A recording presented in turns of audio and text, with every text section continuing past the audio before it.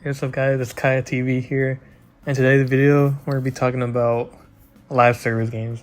Now I know this is kind of controversial talking about it because, live service games are usually not that good, but they are some good ones out there, and that's what this video is going to be talking about, the actual good ones, not like, Warzone and other garbage like that. And sorry if you like Warzone, but to me, this is not a good live service game. I'm going to be talking about ones that are actually pretty decent and are actually worth checking out. And yeah, so let's get started. The Finals is a free-to-play arena shooter that's actually good.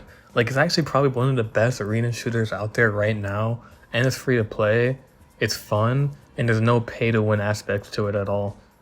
The gameplay of it is actually really fun, addicting, and can be very intense at times, especially with the game mode they have called Cash Out.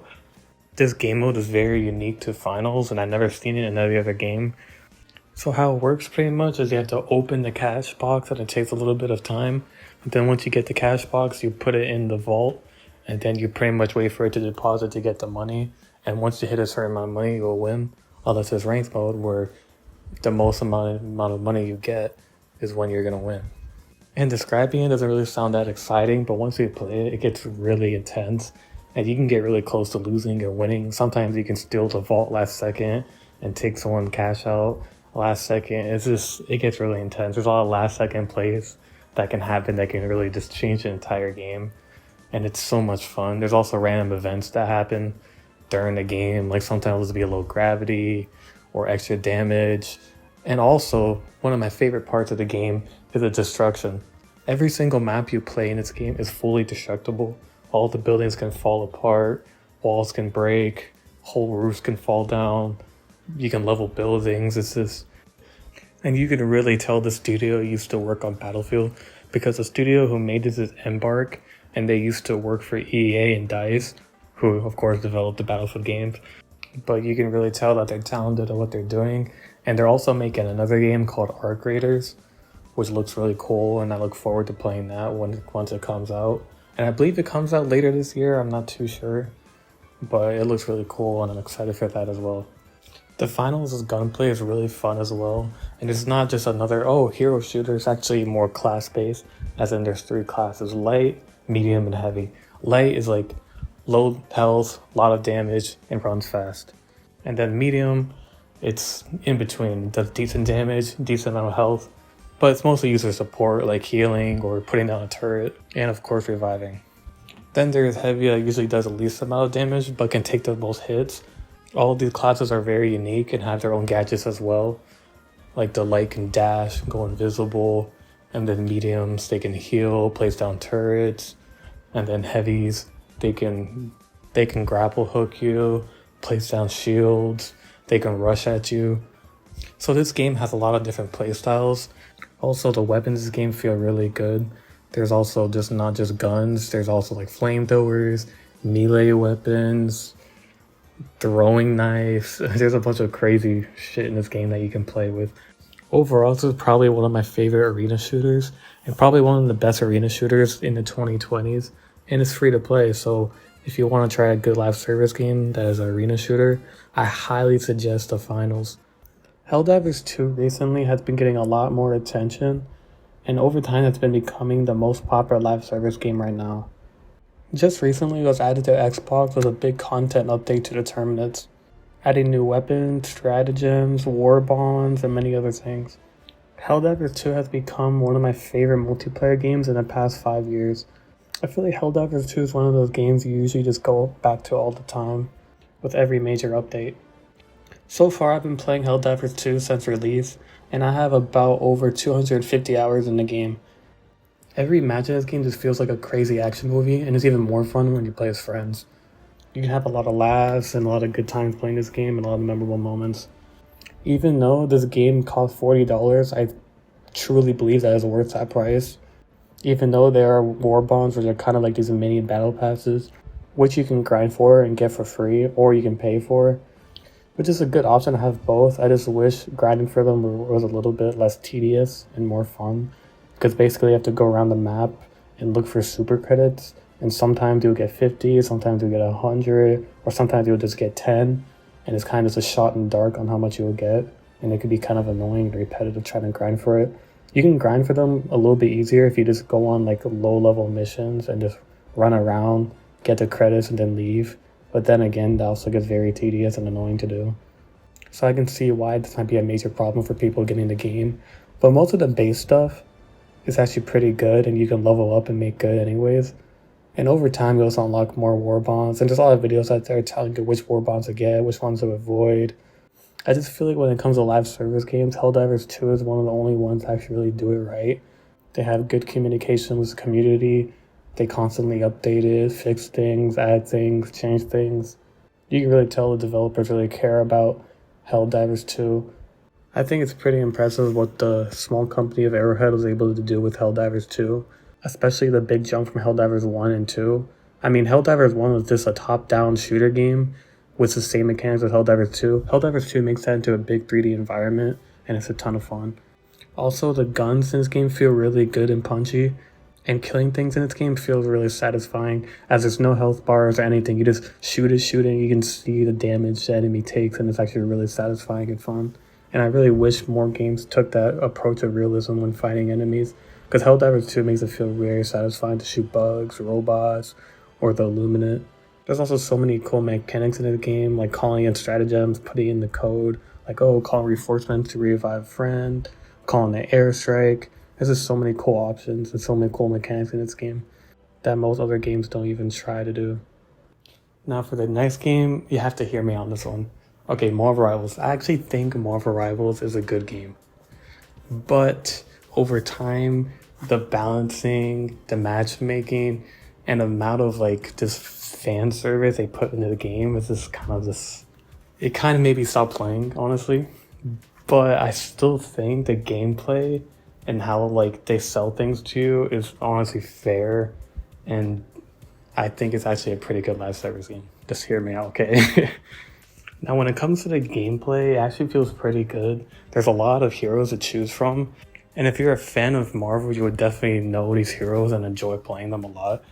I think the actual gameplay and the abilities they have are actually really fun to use, even though now, in recent times, the balancing in this game has kind of been all over the place. But if you're looking for like an actual good hero shooter, I think Marvel Rivals is probably your best bet. And on top of that, it's free to play, so you can just pick it up without worrying about wanting to buy anything. And there's no like pay to win mechanics or anything like that. They just sell you skins, which yeah, the skins they go a little bit too far, I'm not gonna lie. That's kind of sad about this game, because I actually think the game's actually a good game. Like, it's a solid hero shooter. It's actually a hero shooter done well, but like the amount of fan service and gooner shit they put in this game is like too much, to the point where this game has like the gooner game like flag on it. Like like people just think I'm Marvel Rivals like that now, and it kind of sucks, because I actually think the game is actually like pretty good. Even though I haven't played it in a little while, playing it when it came out, it was so much fun. And I haven't tried like the new heroes or anything. I've heard like mixed things about like, oh, they're good, some of them are not that good. But I actually think the hero, like if you want a good hero shooter, Marvel Rivals is kind of like the best one right now. I mean, it's not like you're gonna play Overwatch, that shit's ass. I think Marvel Rivals is so good that Overwatch had to like try to make their game better, even though it's still not good. They had to like make so many changes, like, oh, we're adding more heroes now. The third person mode, they're trying so hard to compete with Marvel Rivals. It's so funny. And still now they can't compete with Marvel Rivals. It's just like, it's truly Marvel Rivals is probably the best like hero shooter right now. And I actually think it's pretty fun. And if you like anything like Overwatch 1, because I think Overwatch 1 when it came out was actually good. But then when it switched to Overwatch 2, it just became so bad. And near the end of Overwatch 1, it was kind of becoming bad, with like the weird like unbalancing heroes they were adding. And then like about that time, I was just like kind of done with that. I think after Doomfist came out in Overwatch 1, they started adding like a bunch of like shield heroes, and it kind of got all over the place with the balancing. And hopefully Marvel Rivals doesn't hit that, even though they have like way more heroes than Overwatch. And I think their heroes are actually better, because they're superheroes, which is cooler, and there's more variety, and it's not too annoying. Now, some honorable mentions I'd like to say is Dead by Daylight. I actually think Dead by Daylight is actually really fun, even though you have to pay a lot for the survivors and killers. But again, you can also grind for them, which is kind of a pain in the ass, honestly. But the actual like gameplay of Dead by Daylight is actually really fun. Playing either killer or survivor was always fun. I mean, I haven't played the game like really recently, but I remember playing it back like what was it, like 2021, 2020, yeah, 2021. I remember playing it during like the summer a lot of 2021 with my friends. It was so much fun. And well, we actually had all the killers and survivors unlocked because we all got mods for it to just unlock them all. Don't tell Dead by Daylight I did that. Well, they already know because I got banned, but I did that because I didn't want to, pay for all this shit. So I would get all my friends and we would all play it and we'd have everything unlocked, and it was just so much fun. I just really wish the game was like easier to grind and unlock shit, but besides that, the actual gameplay is actually really fun. Another one I like to mention is, I don't know if it's really considered, well, it is, I guess, considered a live service game since they, actually update it. Yeah, so it's still a live service game. Is Sea of Thieves. Sea of Thieves, I've heard over, like when it first came out, it was kind of bad. There wasn't too much to do, and overall it was kind of boring. But over time, they added a lot to the game, and the exploration and actual gameplay has gotten so much better. And this is another game that I haven't played in a while. You're gonna see that a lot in honorable mentions, which is one of the reasons why I haven't added it to the actual like list of the ones I consider like the best. So yeah, but I heard over time that the game got a lot better, and it's not free to play, so it does cost to play it. But the actual like game is actually really fun. I enjoyed it when I played it, whether that be during the worst time of the game. And the last time I played it, when it started getting really good, it had like a Pirates of the Caribbean collab, a lot of like cool missions, really fun. This is also one of those games where you're gonna have to really need friends to play and enjoy, which comes with like a lot of these games. A lot of these games, live service multiplayer games, are just better with friends. And Sea of Thieves is like the perfect example of like if you don't have like at least one or two friends playing this, it's not gonna be that fun.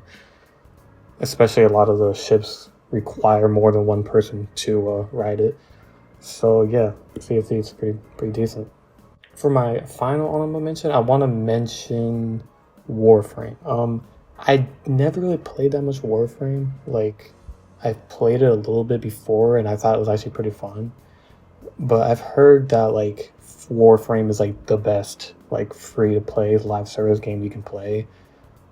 From what I've heard, I don't know too much about Warframe. It's a lot like Destiny. I played more of Destiny 1 and 2 ever. Like I played more of that than Warframe ever in my life.